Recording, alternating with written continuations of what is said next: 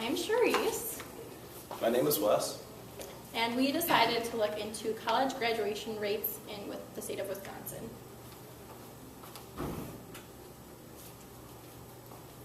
All right, college education is extremely important in developing skills to enter the workplace. As a result of students entering college in 2002 and later dropping out, we lost $3.8 billion in potential income, $566 million in federal income taxes, and $164 million in state income taxes. But there is multiple factors to obtain a degree, and they include gender, race, and type of schooling. So for our presentation, we decided to focus on the race aspect of those factors, and specifically the graduation rates of Black students. So for the graduation rates of Black students, they did have lower graduation rates than any other race. Even though they are currently at an all-time high, they are still lower than any other race. Some of the factors that might contribute to this include the racial climate, if they do not feel welcome in the college community, or they may fear that they may be treated differently. Also their previous education, if they didn't have a good learning experience in high school, they probably aren't likely to want to continue their education level beyond that into college. Also their parents' education level, if there's no background of a college education in their family, then they may feel that a college education is not necessary to enter the workforce. And also their living standards, if they are not well off financially, they may not be able to even afford a college education, so it's automatically out of the picture for them. In our statistics of four-year colleges, we learned that in public schools, women graduate at a higher rate than men. White students had the highest graduation rate, while Black students had the lowest graduation rate. And as far as private schools go, women graduated at a higher rate than men, just like public, but the gap does not exist as much in private as it does in public. And just like public, private schools, white students had the highest graduation rate, while Black students had the lowest graduation rate. So as far as our data sets go, we looked at both public and private four-year campuses within the state of Wisconsin. And the races that we wanted to look at included the white, Hispanic, Asian, American Indian, and Black. So we wanted to compare the Black graduation rates. So we designated the Black graduates with a 1, and then non-Black graduates were a 0. So this made up the X variable of either 0 or 1. And then the Y variable was just the proportion of those who graduated within the 6 years, so within 150% of the standard rate for that campus. In 2002, we collected 62 data points. Well, with the null hypothesis coming up as there's no difference in graduation rates among races. And the alternative hypothesis was that there was a difference among the grad rates among races. With the results being the X coefficient, as you can see, 22.03%, which means that Black students have a 22% less chance of graduating college. And the 0 was not included in the interval, which means it is statistically significant. So for the 2010 data, there were 81 data points instead of the 62 from 2002.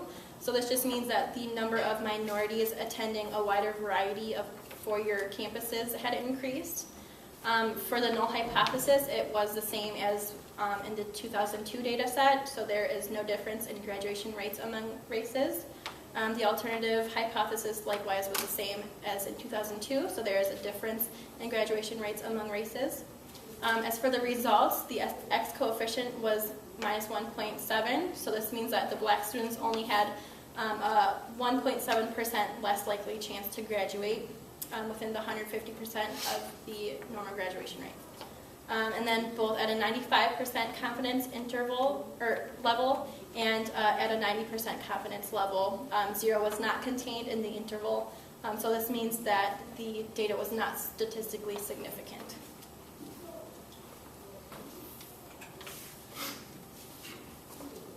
Some of the strengths we found was that they break down overall graduation rates extremely easy. It's also easy to compare subgroups, as well as they show how each state compares in the United States. But some of the weaknesses was that it does not include those who drop out and then re-enroll at some other college. And it also does not have the data set for all the colleges in the state combined. So there are some current strategies that are being that are put in place to combat these lower graduation rates among minorities. The CARE program at Florida State University is one example of that. It stands for Center for Academic Retention and Enhancement. So what they do is they recruit first-generation college students into a summer bridge program, and this helps them transition from the high school experience onto the college experience. And it also provides them with tutoring centers and mentoring programs. Also, there is being increased financial aid provided to students from low-income families. Also, increased observation of freshmen that are at risk of dropping out, as well as mandatory academic counseling and study groups. As far as the state of Wisconsin goes, UW-Madison has seen a rise in the graduation rates among underrepresented minorities from 2002 to 2007. Although they still have a low enrollment percentage for these people.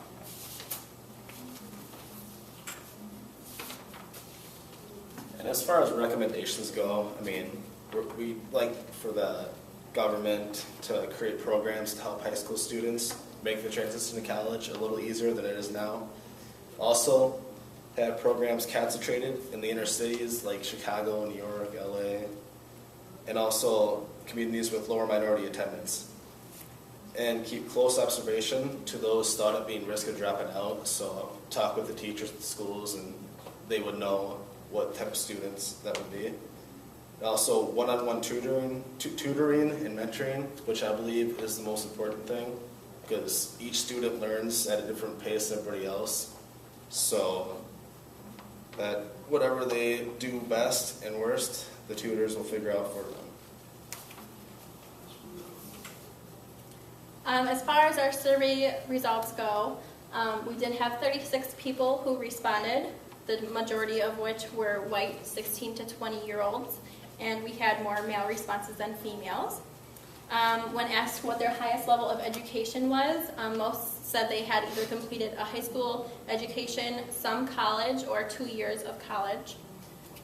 We asked how long it took to obtain a degree. 27.3% said that they did not have a degree at all.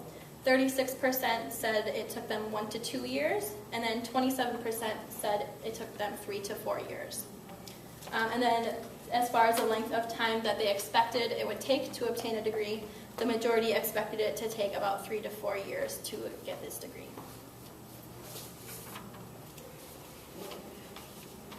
We also asked, do you think graduation rates differ among males and females in Wisconsin?